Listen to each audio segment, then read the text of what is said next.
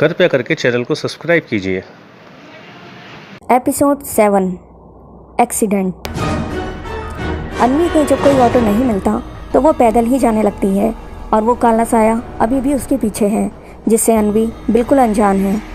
अन्वी तेज तेज कदमों से रास्ते पर चली जा रही है कि वो एक सड़क की ओर देखती है जो खाली है। वहाँ बस कुछ छोटी मोटी दुकानें और कुछ गिने चुने लोग हैं और उस रास्ते पर एक छोटा पपी खेल रहा है। अन्वी उस पपी को यूं खेलते हुए देखकर बहुत खुश होती है। तभी अचानक वो देखती है कि एक सफ़ेद रंग की कार बड़ी तेज़ रफ्तार से उस खाली सड़क पर चली आ रही है जहाँ वो पपी खेल रहा है। तभी अन्वी कार को देखकर ज़ोर ज़ोर से चिल्लाने लगती है और उसे रुकने का इशारा करती है, पर कार वाला अपनी ही धुन में कार ड्राइव कर रहा था। वो ना ही अन्वी की आवाज़ सुन पाता है और ना ही उसे देख पाता है और कार को उसी स्पीड में चलाए जा रहा है। जब अन्वी यह सब देखती है वो फ़ौरन उस पपी की तरफ उसे बचाने के लिए दौड़ती है, पर वो अभी उस पपी से काफ़ी दूर है, जबकि वो कार बस पपी के बिल्कुल करीब आ चुकी है। अब अन्वी बहुत घबरा जाती है ये सोचकर कि अगर उसने अभी कुछ नहीं किया तो वो कार वाला उस पपी को मार देगा। कार अब बिल्कुल उस पपी के पास पहुंच जाती है कि तभी एकदम से अन्वी कुछ चिल्लाती है और अपने हाथों को ऊपर आसमान की तरफ करती है। देखते ही देखते कुछ ऐसा होता है जिसे देखकर अन्वी सन्न रह जाती है। वो देखती है कि जैसे ही उसने कार की तरफ अपने हाथों को आसमान की ओर किया और वो कार एकदम से आसमान में उड़ गई। कार को इस तरह से आसमान में उड़ता देख कार के अंदर बैठा हुआ वो शख्स बहुत घबरा जाता है और वो ज़ोर ज़ोर से मदद के लिए चिल्लाने लगता है, हेल्प हेल्प। उसकी आवाज़ सुनकर वहाँ लोग आ जाते हैं और कार में बैठा वो शख्स तब तक बेहोश हो गया होता है। वहाँ खड़े लोग भी ये सब देखकर दंग रह जाते हैं। ये नज़ारा देख अन्वी के तो जैसे होश ही उड़ गए थे। उसे कुछ समझ नहीं आया कि आखिर ये क्या हुआ। उसने फ़ौरन अपने हाथों को नीचे किया। अन्वी के अपने हाथों को नीचे करते ही वो कार भी ज़मीन पर नीचे आ गई और एक पेड़ से जाकर टकरा गई और वो कार वाला आदमी भी जख्मी हो गया। तभी वहाँ किसी शख्स ने फ़ौरन पुलिस को कॉल की और पुलिस का नंबर डायल किया। कॉल जब रिसीव हुई दूसरी तरफ से आवाज़ आई, hello police station. Call receive होते ही वो शख्स बोला, यहाँ सिविल मार्केट के पास वाली रोड पर एक एक्सीडेंट हो गया है, आप फ़ौरन आइए। तभी पुलिस वाला बोला, ठीक है हम अभी आते हैं। यह कहकर उसने कॉल कट कर दी।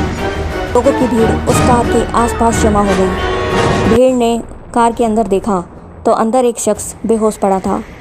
भीड़ ने कार के अंदर से उस शख्स को बाहर निकाला। कार से बाहर आकर वो शख्स होश में आ गया। इतनी देर में वहाँ पुलिस भी आ चुकी थी। अन्वी चुपके से फ़ौरन उस पपी के पास गई और उसे वहाँ से उठाकर अपने साथ सड़क के दूसरी तरफ के रास्ते पर चली गई, क्योंकि वो पुलिस के चक्कर में नहीं पड़ना चाहती थी। उसने घड़ी में टाइम देखा और जल्दी जल्दी वो चाची के घर जाने के लिए रवाना हो गई।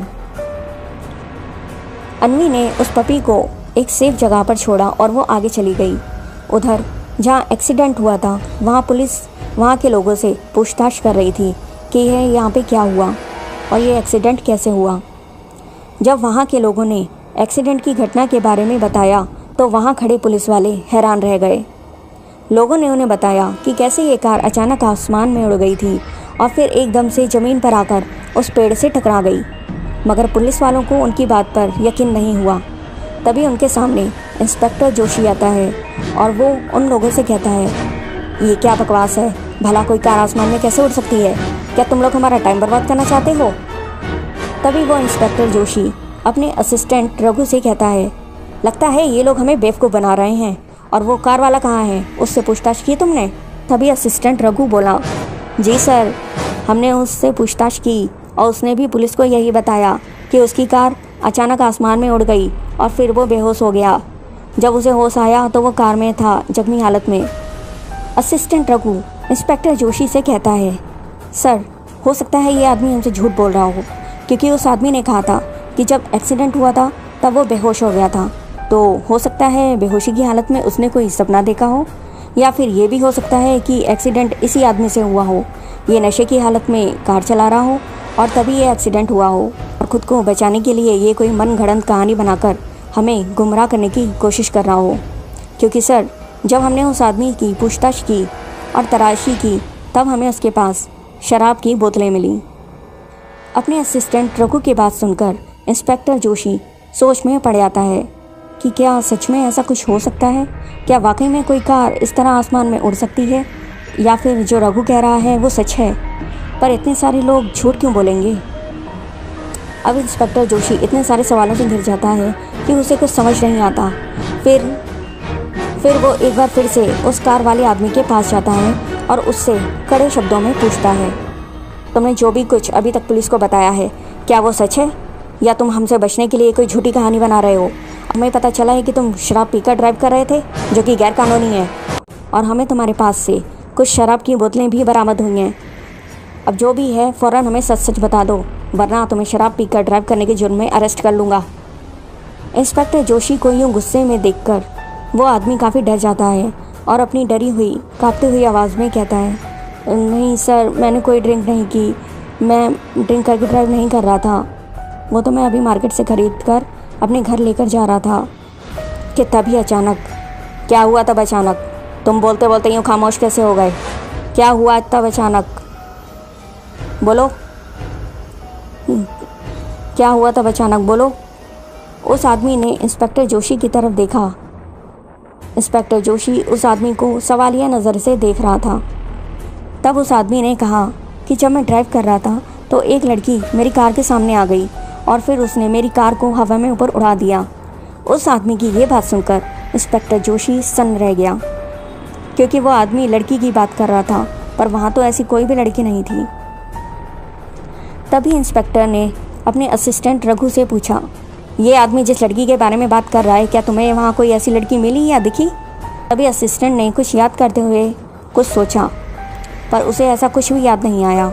उसने इंस्पेक्टर जोशी से कहा, नहीं सर, वहाँ तो ऐसी कोई लड़की नहीं थी और मुझे तो लग रहा है ये आदमी अभी भी हमसे झूठ बोल रहा है। इस पर इंस्पेक्टर जोशी एक बार फिर उस आदमी से उस लड़की के बारे में पूछते हैं, लेकिन वो आदमी अपनी एक ही बात पर अड़ा रहता है। उस आदमी से पूछताछ के बाद इंस्पेक्टर जोशी अपने असिस्टेंट रघु से कहते हैं, मुझे लगता है कि हमें वहाँ के लोगों से एक बार फिर से पूछताछ करनी चाहिए, तभी हमें पता चल जाएगा कि यह आदमी सच बोल रहा है या कोई कहानी बना रहा है। इंस्पेक्टर जोशी की बात सुनकर उसका असिस्टेंट रघु ओके सर बोलकर फ़ौरन वहाँ से निकल जाता है।